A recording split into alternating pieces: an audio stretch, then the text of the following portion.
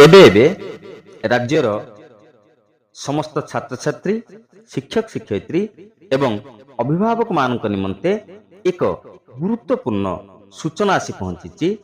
आसंता 27 तारिख राज्यर समस्त स्कूल कॉलेज को सरकार छुट्टी घोषणा करिसंती।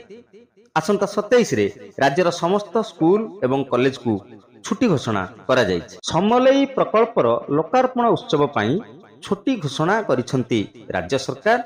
स्कूल कॉलेज को छुट्टी घोषणा करिसंती ओडिशा माननीय मुख्यमंत्री। जेहेतु आसंता 27 तारिख चतुर्थ शनिवार पड़ुछि, सेतिपई समस्त सरकारी ऑफिस मध्य बंद रहिबो। वर्तमान पई यह एक गुरुत्वपूर्ण सूचना, एक बड़ खबर।